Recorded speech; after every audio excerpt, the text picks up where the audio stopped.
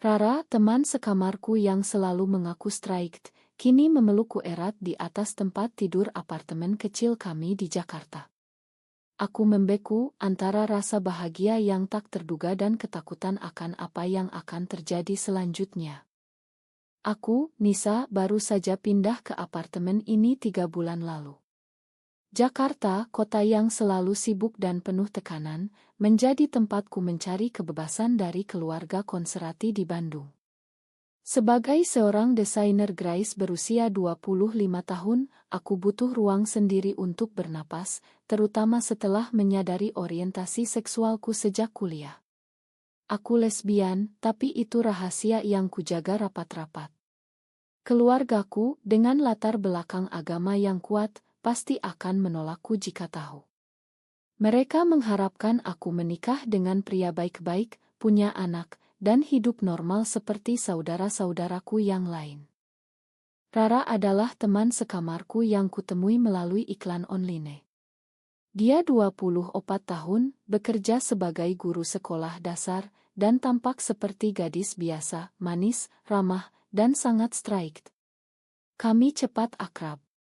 Setiap malam kami berbagi cerita sambil minum teh hangat di balkon kecil apartemen kami. Dia bercerita tentang mantan pacarnya yang selingkuh, dan aku mendengarkan sambil menyembunyikan perasaanku yang mulai tumbuh. Ya, aku tertarik padanya sejak pertama kali bertemu. Matanya yang coklat hangat, senyumnya yang lebar, dan cara dia tertawa membuat hatiku bergetar. Tapi aku tahu batasanku. Dia strict, dan aku tak ingin merusak persahabatan ini. Malam itu, setelah kami menonton film romantis bersama, Rara tiba-tiba diam. "Jenisa, kamu pernah merasa bingung dengan perasaanmu?" tanyanya pelan. Aku menggeleng, tapi hatiku berdegup. Dia mendekat, dan sebelum aku sadar, bibirnya menyentuhku.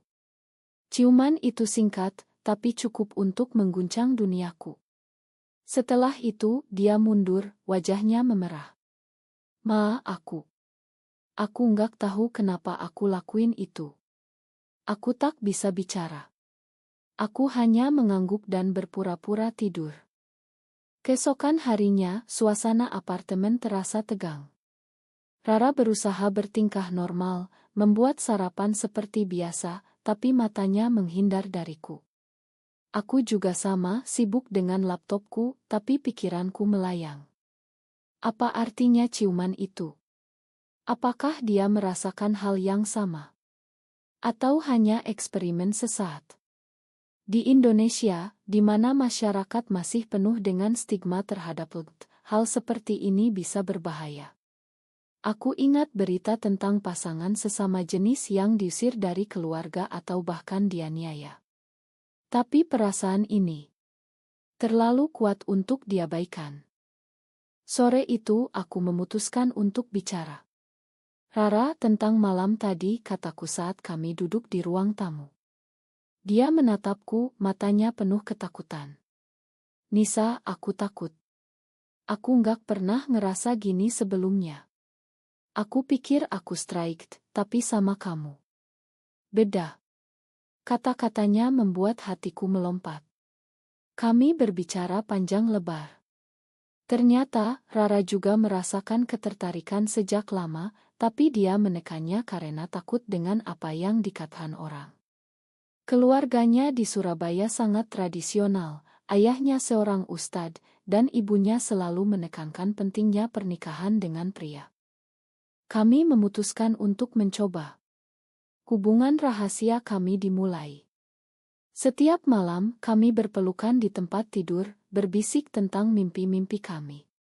Tapi di luar, kami tetap seperti teman sekamar biasa. Aku bahagia, tapi juga cemas. Bagaimana jika seseorang tahu? Di kantor, rekan kerjaku sering bergurau tentang gadis-gadis yang aneh, dan itu membuatku gelisah. Rara juga mulai menunjukkan tanda-tanda konflik batin. Dia sering menangis sendirian, mempertanyakan apakah ini dosa. Suatu hari, saudara laki-laki Rara, Andi, datang berkunjung tanpa pemberitahuan. Kami panik. Aku buru-buru menyembunyikan barang-barang yang bisa mencurigakan, seperti oto kami berdua yang terlalu mesra. Andi tinggal semalam, dan sepanjang waktu itu, Rara bertingkah sangat dingin padaku. Nisa, tolong jangan deket-deket dulu, bisiknya. Aku sakit hati, tapi mengerti. Malam itu, aku tidur di soa, mendengar mereka berbicara tentang rencana pernikahan Rara dengan seorang pria yang dikenalkan keluarga. Setelah Andi pergi, Rara memelukku sambil menangis. Aku nggak mau nikah sama orang lain, Nisa. Tapi keluargaku. Mereka akan bunuh aku jika tahu. Kami berdebat. Aku bilang kita bisa kabur, tapi Rara ragu. Ini Indonesia, Nisa. Kita nggak bisa hidup bebas seperti di luar negeri. Konflik itu mulai meretakkan hubungan kami. Aku merasa dikhianati setiap kali dia berpura-pura strike di depan orang lain. Beberapa minggu kemudian, tekanan semakin besar. Aku mendapat telepon dari ibuku yang bertanya kenapa aku belum punya pacar. Kamu harus nikah, Nisa. Umurmu udah 25, katanya. Aku bohong, bilang aku lagi fokus kerja. Tapi dalam hati aku ingin berteriak. Sementara itu Rara mulai menjauh. Dia sering pulang larut, bilang ada rapat sekolah, tapi aku curiga. Suatu malam aku menemukan pesan di ponselnya dari seorang pria bernama Tony yang mengajaknya kencan. Aku marah. Kamu selingkuh, teriakku. Rara menangis. Bukan selingkuh, Nisa. Aku cuma. Coba lihat apakah aku bisa balik ke yang normal. Kata-katanya seperti pisau.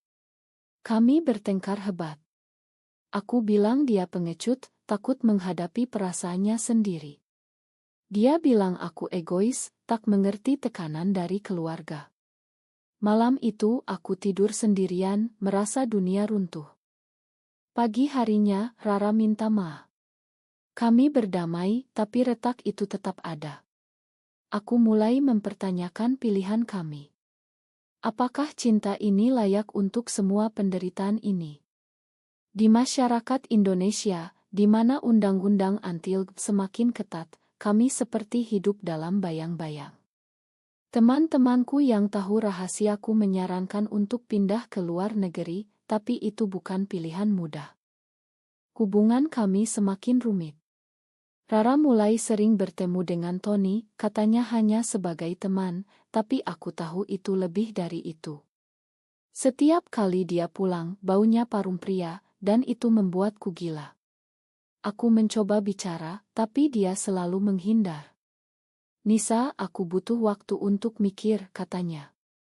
Aku merasa ditinggalkan seperti mainan yang dibuang setelah bosan. Suatu hari, aku memutuskan untuk ikut Rara ke sekolahnya. Aku parkir di depan, menunggu. Saat istirahat, aku melihat dia berjalan dengan Tony, tertawa lepas.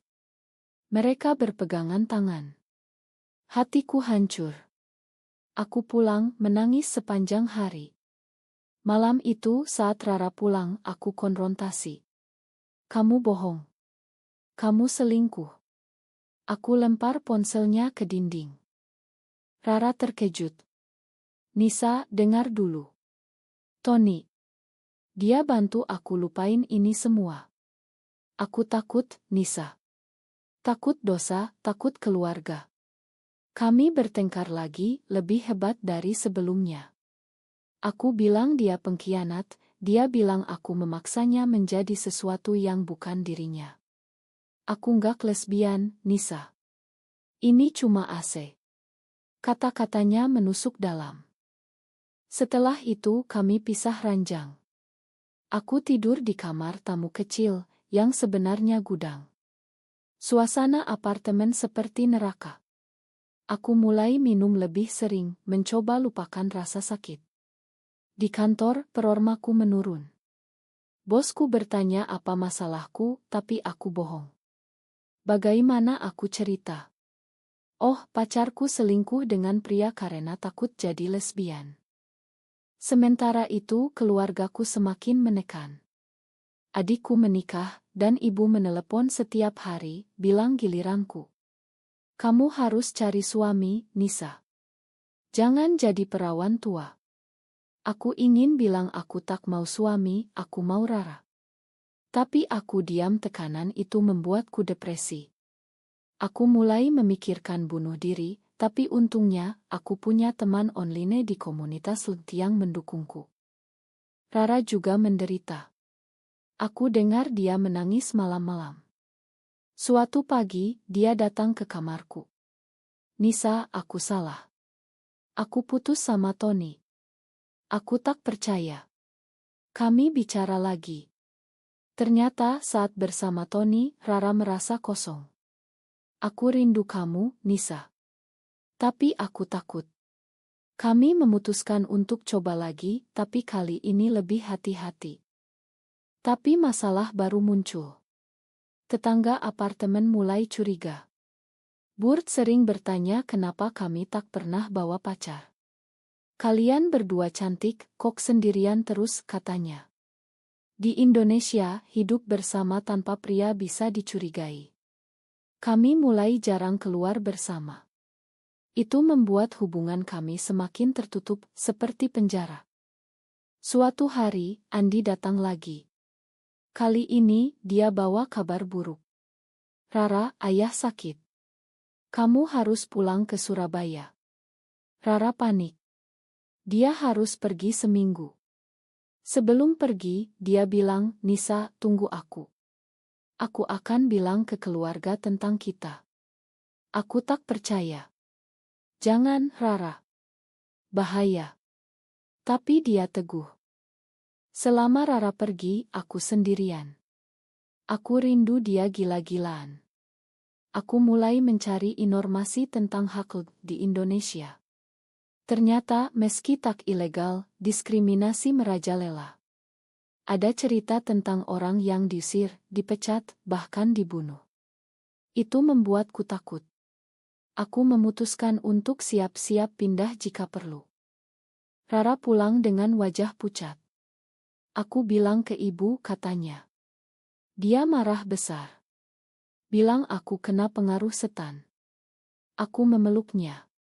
Kami menangis bersama. Ayahnya, yang sakit, tak tahu, tapi ibu mengancam akan cerita. Kita harus pisah, Nisa, kata Rara. Aku menolak. Kita lawan bareng. Tapi Rara ragu lagi. Dia mulai pergi ke masjid lebih sering, mencoba sembuh. Aku marah. Ini bukan penyakit, Rara. Kami bertengkar. Kali ini, dia bilang ingin putus. Aku nggak bisa, Nisa. Aku harus nikah sama pria. Hatiku hancur total. Aku packing barang dan pergi ke hotel sementara. Di hotel, aku merenung. Apakah aku salah memaksanya? Atau dia yang pengecut? Konflik batin ini menyiksa. Aku ingat masa kecilku saat aku pertama kali suka cewek di sekolah. Aku menekannya bertahun-tahun, tapi akhirnya aku terima diri sendiri. Kenapa Rara tak bisa? Aku kembali ke apartemen setelah seminggu. Rara masih ada, tapi kami seperti orang asing.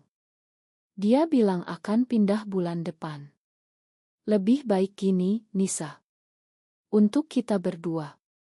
Aku mengangguk, tapi dalam hati aku hancur. Malam-malam aku dengar dia menangis. Aku ingin peluk, tapi takut ditolak. Suatu hari, Ibu Rara datang ke Jakarta.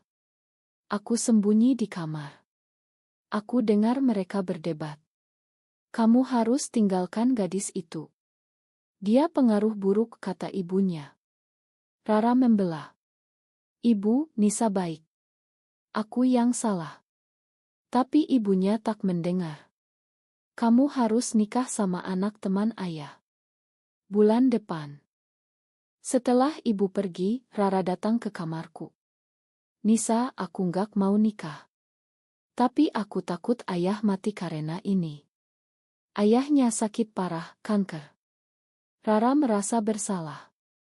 Aku mengerti, tapi sakit. Kamu pilih keluarga daripada aku, tanyaku. Dia menangis. Bukan gitu. Aku cinta kamu, tapi aku juga cinta keluarga. Kami memutuskan untuk pisah baik-baik. Tapi sebelum itu kami habiskan malam terakhir bersama. Kami bicara tentang mimpi-mimpi kami, tentang bagaimana jika masyarakat lebih terbuka. Di Indonesia, dengan pengaruh agama dan budaya, seperti kami hidup dalam ketakutan. Kami berpelukan, tapi tak ada ciuman. Itu terlalu menyakitkan. Rara pindah ke rumah saudaranya di Jakarta. Aku sendirian di apartemen. Hidupku kosong. Aku mulai bergabung dengan komunitas online, mencari dukungan. Di sana aku bertemu dengan cerita-cerita mirip, pengkhianatan, tekanan sosial, konflik batin. Itu membuatku kuat. Beberapa bulan kemudian, aku dengar Rara akan menikah. Aku sakit hati, tapi tak bisa apa-apa.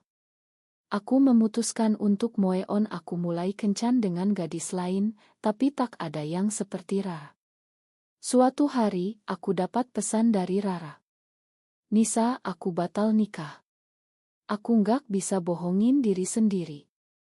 Aku terkejut. Kami bertemu di KAI. Rara tampak kurus, matanya sembab. Aku bilang ke keluarga semuanya. Ayah marah, tapi ibu mulai mengerti setelah lihat aku menderita. Ternyata, ayahnya meninggal sebulan lalu, dan itu membuat Rara sadar hidup terlalu singkat untuk bohong. Aku mau bareng kamu lagi, Nisa. Kalau kamu mau. Aku ragu. Setelah semua pengkhianatan, apakah aku bisa percaya? Kami bicara panjang. Rara janji akan lawan bersama. Tapi masyarakat masih jadi ancaman. Di Indonesia, ada kampanye anti-LGBT dari kelompok radikal. Kami harus hati-hati. Kami mulai lagi, tapi kali ini lebih matang. Kami pindah ke apartemen baru, berpura-pura saudara. Tapi tekanan tetap ada. Teman Rara di sekolah mulai gosip. Kamu kok deket banget sama Nisa. Hati-hati, jangan-jangan. Rara dihadapkan pilihan, karir atau cinta. Suatu hari, kepala sekolah panggil Rara. Ada laporan kamu. Hidup dengan wanita lain secara tak wajar. Rara denial, tapi dia diperingatkan. Malam itu, dia pulang menangis. Aku bisa dipecat, Nisa. Kami berdebat lagi. Aku bilang kita bisa pindah ke Bali, di mana lebih liberal. Tapi Rara tak mau tinggalkan pekerjaannya. Konflik ini membuat kami semakin jauh. Aku mulai merasa lelah. Apakah cinta ini layak untuk semua pengorbanan? Aku ingat kata teman lekku, kadang kita harus pilih diri sendiri. Tapi aku cinta Rara. Klimaks datang saat demo anti-LGBT di Jakarta. Kami tak ikut, tapi berita itu membuat kami takut. Rara mendapat ancaman dari kelompok anonim di media sosial. Hati-hati, lesbian kotor. Dia panik. Nisa, kita harus pisah. Ini bahaya. Aku menolak. Kita lawan, Rara. Kita punya hak hidup. Tapi Rara sudah lelah. Dia bilang ingin normal. Aku akan nikah sama pria. Lagi-lagi pengkhianatan. Aku marah besar. Pergi sana. Jangan balik lagi. Rara pergi. Aku sendirian lagi. Kali ini aku memutuskan untuk out ke keluargaku. Aku pulang ke Bandung bicara dengan ibu dan ayah. Aku lesbian. Mereka terkejut. Ayah diam, ibu menangis. Kamu kena pengaruh kota besar, kata ibu. Mereka suruh aku ke psikolog. Aku menolak. Aku bilang ini aku yang sebenarnya. Mereka marah, tapi tak usir aku. Kami masih sayang kamu, tapi jangan bawa ke rumah.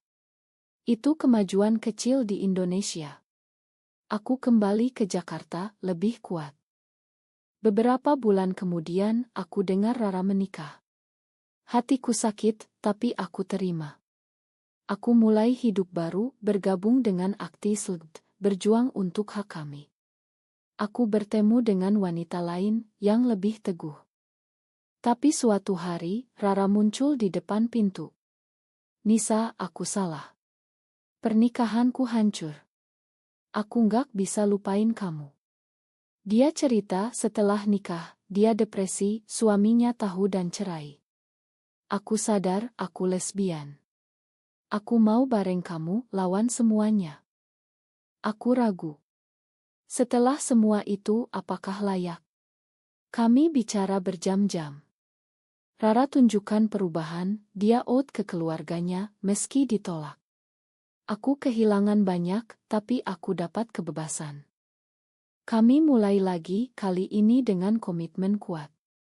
Kami pindah ke Yogyakarta, di mana komunitas lebih mendukung. Tapi tantangan tetap, diskriminasi di tempat kerja, tatapan aneh dari masyarakat. Kami belajar bertahan. Dalam proses itu kami bayar harga mahal, kehilangan keluarga, teman, karir stabil.